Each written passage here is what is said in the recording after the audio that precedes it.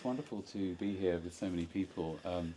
As Bethany said, I work at King's in London, but I actually studied here in Cambridge, and I was a student at the King's, across the road here. And I met Simon back in the late 90s, mid to late 90s, and Simon taught me as an undergraduate and as a PhD student. So King's has had a really profound impact on my sort of identity, my intellectual formation, and some very dear friends are here tonight as well, who I've known for a long time, and we've studied and worked together.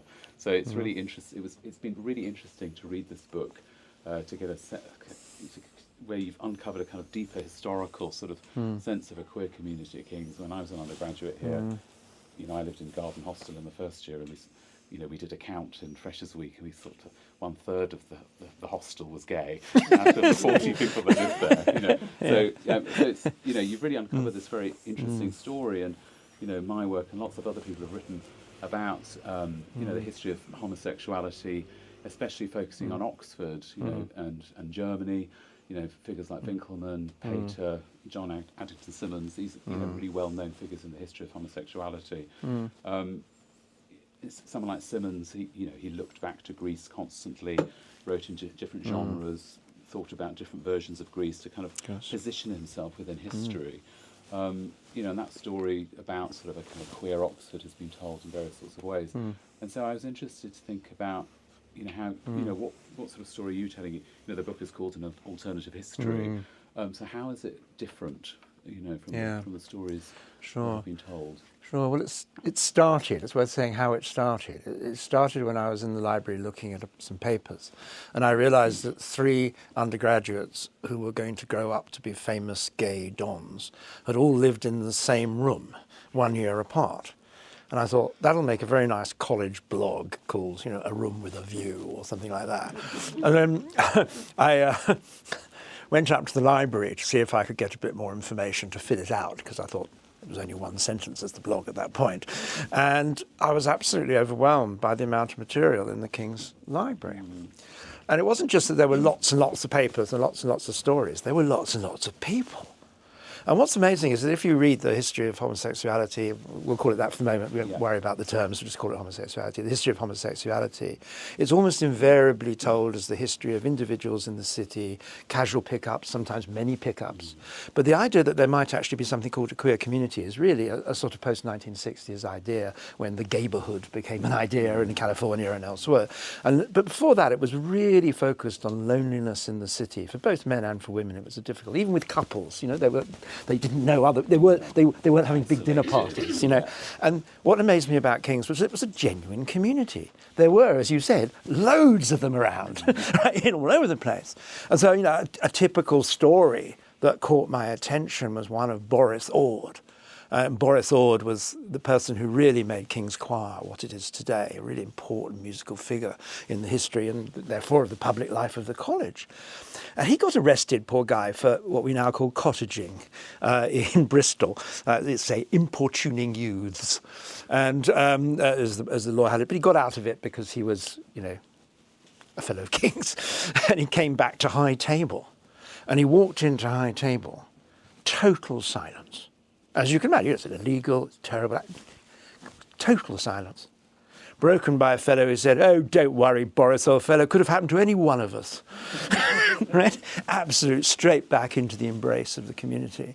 And I was fascinated, first of all, by this idea that there could be, in the centre of the British establishment, a whole group of people actively out, gay, living together. What difference did it make to the history of homosexuality that you had 20, 30, 40 people living in the same place in this way?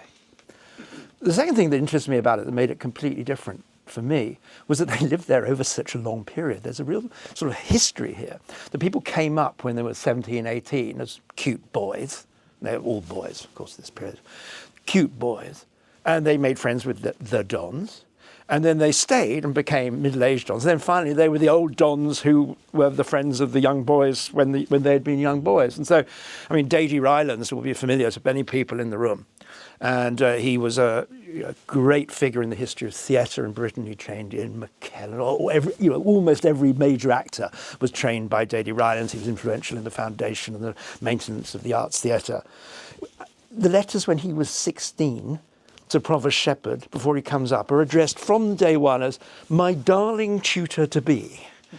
Right? And they continue in that fashion. And it's a real come on. I mean, absolutely straightforward. And indeed, Shepherd brought him to Cambridge a year early so he could appear in a play, which is a sort of an admissions policy we no longer follow. And just to be clear, and just in case anyone's hoping. And this idea that you had a whole life not made up of these sort of random encounters, but these were relationships over a long period. And you find the stories that people told about the past as a community were how communities formed. Those sort of stories really make a community. And without those stories, you don't really have a community. And so I was always fascinated. That's a very posh way of saying I loved collecting the gossip and seeing what happened with the gossip. And there's a lot of that. And then finally, what made it so exciting to me was that these weren't people who were hiding. These were people who had major public lives. Right? So you have your Keynes and your Forsters, who everybody knows, but a lot of people were involved in things like the foundation of the League of Nations. They were involved in major arts work around the world, architecture, painting, and they were really influential figures, but they were influential in a way that was directly affected by their gayness. So they were people who went out and said, I can see what the world is like. I can see what I want to live like, which is a bit like Kings. And I'm going to go out and try and change the world and make it a place where tolerance and caring are values that we can actually hold forth. The fact that almost all of them failed is a product of the 20th century, not a product of their lack of will.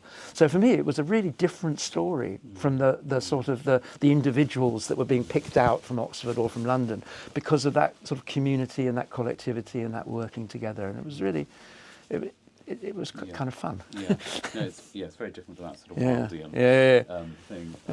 And in terms of, it's called Queer Cambridge, and I know that you were thinking about other titles, sort of focusing on H Staircase. The one staircase, yes. I wasn't going to sell, I'm told. If it was called H Staircase, it was brilliant. I thought H was evocative. But anyway. H Staircase is the one nearest the chapel. That's right, So it's an interesting place. Sure, yeah.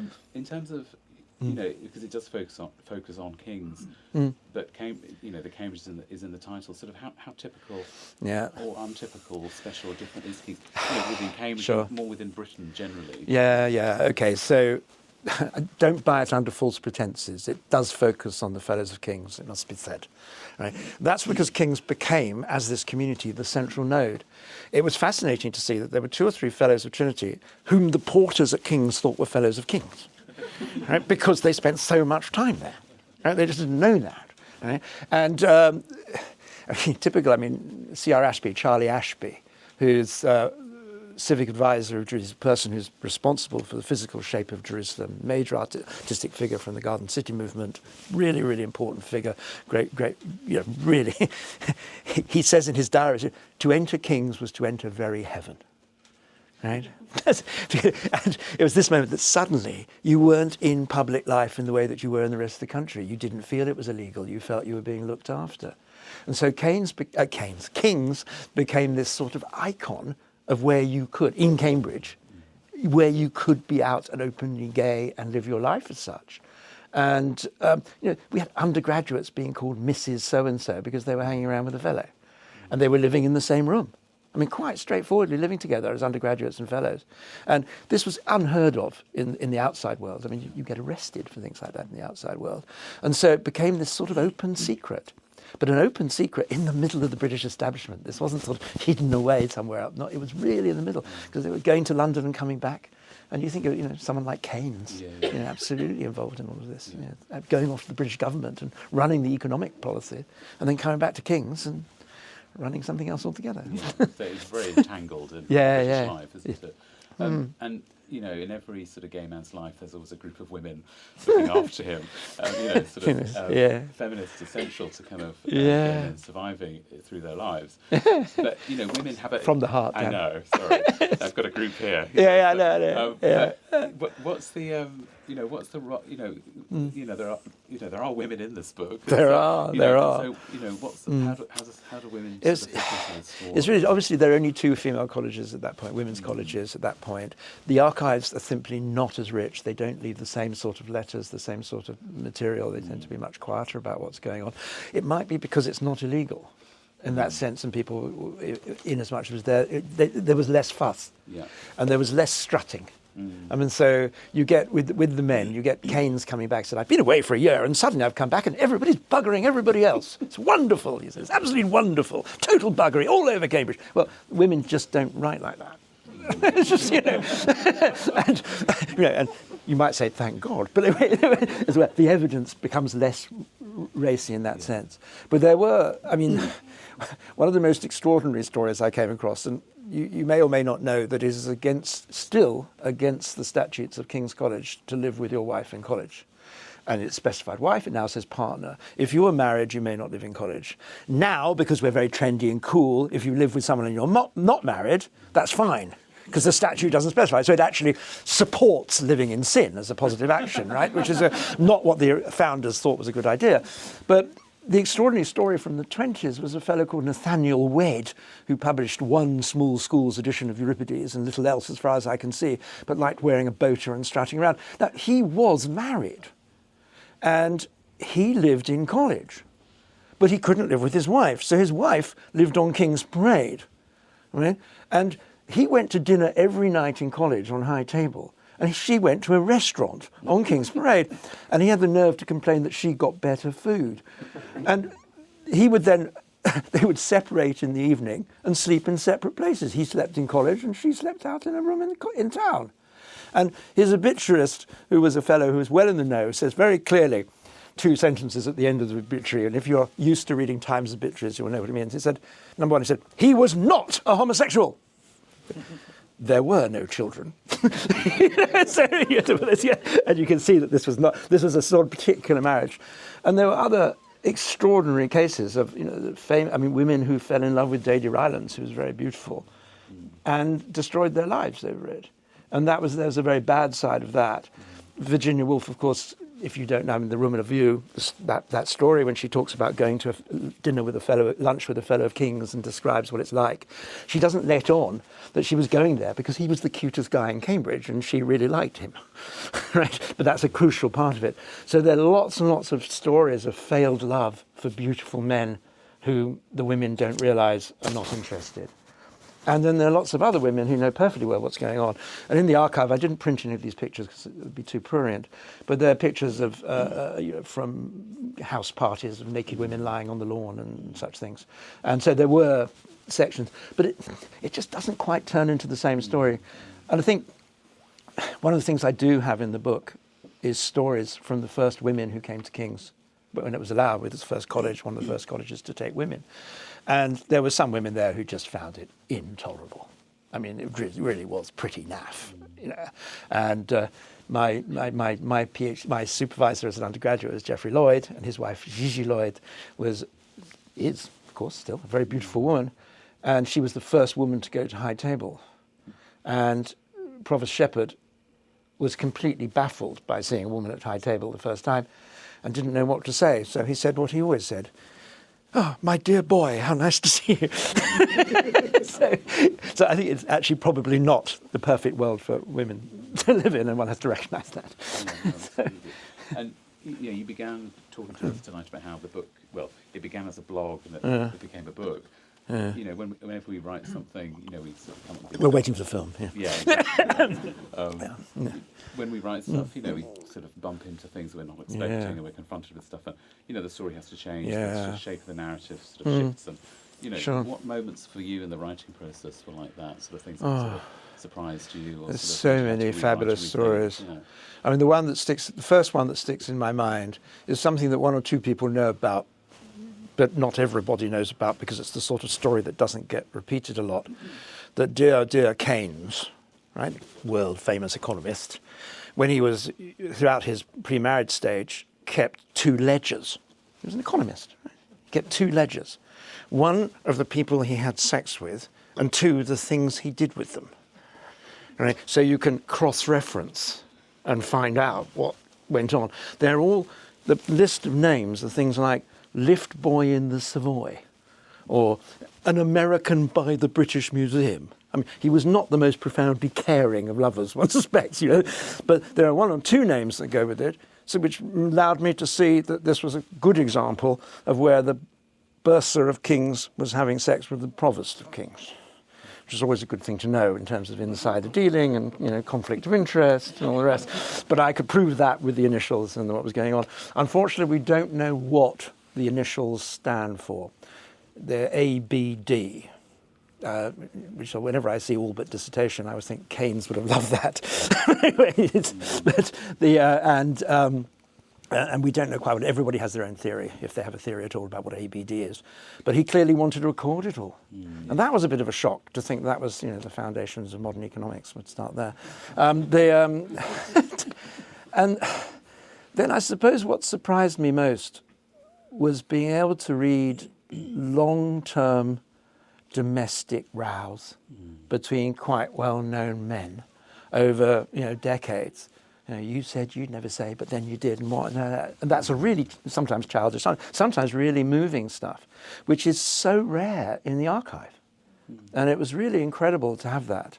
And I should have said one of the things I love to find, which I found elsewhere, one of the very few occasions we know where we have the double archive of a man and a woman, where a woman married a gay man. This again, Charlie Ashby, C.R. Ashby, who was, how can I put it? He was very clear in his own sexual preferences, and the technical term he would use is comrade for the person he'd be in love with. Was, I have a comrade. And when he met a 17-year-old woman who he thought he'd better marry, he wrote her a letter saying, "I've had many comrades, but you will be the only female comrade. I'm sure you understand what I mean." And she had absolutely no idea at all what he was talking about. And they got married on the wedding night. He kissed her on the forehead and went upstairs to write a letter to his mother about how much he loved her more than anybody. And they spent 6 years unconsummated marriage, 7 years, after which she fell in love with a man who fell in love with her. But because they were upright, they wouldn't consummate the marriage afterwards. And she had a nervous breakdown. And then they got together and they have 4 daughters very quickly in 4 years, and then never again. Right? But we actually have correspondence between the two of them where she's quite clear by this stage what's been going on. And it's really extended and very, very beautiful and very touching and very difficult. She talks about her own real physical needs and how he can't, and how wonderful it is to live with this wonderful man who's so important in architectural terms. And she says, but, you know, if you're a horse, there's no point being married to a stag. You know, it just doesn't work. And there's a lovely letter she wrote when he'd gone to an alumni dinner in London at King's and met a guardsman on the Strand and gone off for a walking holiday in France with the guardsman on the Strand. And he lets her know. And she writes to him, and we've got the sort of the tear-stained letter. He said, I cannot deny that I cried when you told me what you were doing. But you've been so kind to me in my trouble, i.e. when she had a mental breakdown, that I give your holiday my blessing. You know, and it's an extraordinary sense of accommodation between a woman who knows she's married to a gay man and a woman who has need. And you just don't get that sort of record normally. And I was absolutely fascinated by that. It was really, really riveting. And that from, 1920, it's just you don't expect to see it then. No, so it's really fascinating. Yeah. Yeah, we have a couple of letters from John Addington Symonds' wife. Yeah. Nothing extended. No, that's right. And she lists the diary. She wrote a novel that was never published that's available as well. So we get a really big picture of her. And she's the, one woman where you can see what was it like to live when everybody around you was gay. Yeah. And what did as a woman. That was really interesting to me. I didn't expect that. And when we're working on the history of sexuality or writing queer histories, a key debate in the last 20 years queer studies has been around, historicising or doing queer unhistoricism, all this sort of stuff. Sure. And it's sort of about how do we place ourselves in relation to the material we're working with. These 19th century guys themselves are thinking about that question with antiquity and so on. And so how did you sort of think about that sort of conundrum? Your sort of place, your positionality, in the here and now. Sure. Are these people always gay, or did you feel kind of you couldn't quite sort of diagnose the sexuality or sort of pin them down or categorise them and so on? Sure. Well, there's sort of multiple ways of answering that. The first one is to say, one of the important things that we started talking about was that sort of gossip that keeps the community together. What they were gossiping about, to a large degree, was what is sexuality. And so you get story after story, say, well, 10 years ago we used to think, now we think, and then 20 years later, well, 10 years ago we thought, but 20, and you get that sort of constant, sort of revolving conversation in which they're trying to draw a map to find a place on it for themselves. One has to remember that the word homosexual doesn't exist, of course, any term until the 1880s. And it's not really in public use until after the Wilde trial in the 1920s. And you can show that with diaries. You can see people who are writing diaries that they don't know the word. It starts coming with a hyphen between homo and sexual, and sometimes misspelt as they're trying to work out. And I was fascinated that someone like A.C. Benson, who was master of Magdalen here, and a very, very famous Edwardian writer who nobody reads these days, probably for good reason. But he gets very upset by these things. He says, well, sexuality. I don't have a sexuality, he says. Because right? He knows he likes boys, men. He talks about sex the whole time. He talks about this. At 50, he writes, I've never been kissed. I mean, he's absolutely celibate about these things. But he doesn't regard himself as having a sexuality, right? Which is quite interesting. So you have to be very, very conscious of that sort of development of a whole idea of could you be a person who, as opposed to doing certain things. And that really, you can see that developing over this period. But it's also, you have to be terribly careful about some of the ethics of it. I mean, I mentioned Dady writing, my darling tutor-to-be. I mean, these days, you would not get letters like that, I hope. And if you did, you'd go straight to the senior tutor and go, I'm really worried about this, you can't do this. But that sort of idea that this was all perfectly normal behaviour between older men and younger boys is really, really interesting. And just continued, and was part of what was going on. And everybody recognised it. And there are stories in there of predatory men, for sure, and of responses to predatory men, which read a lot like Me Too stuff. I mean, it's very, very interesting. But in general, the acceptance, the downside of tolerance was that almost anything went. And so I remember talking to the senior tutor of a particular period in the 70s when I was around already, when, two particular things were going on. And the senior tutor is a good, solid feminist who's much beloved in college as a feminist. And one of them was a fellow who was sleeping with an undergraduate, and the other was a fellow who was bringing in rough male trade. And about the rough male trade, she said, well, it didn't really hurt anybody. was her view.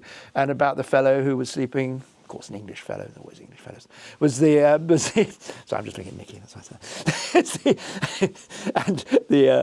and she just said, well, it was just too awkward.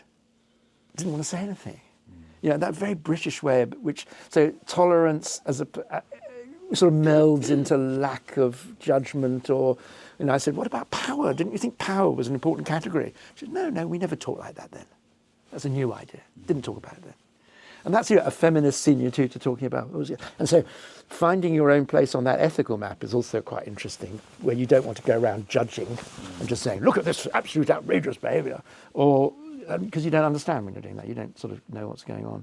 And so I was quite concerned to try and approach that sensitively. Yeah. Horrible word. But you know what I mean? It's difficult to write about that without getting caught up in it. Yeah, it's so recent, but it feels so historical at the same time. I know.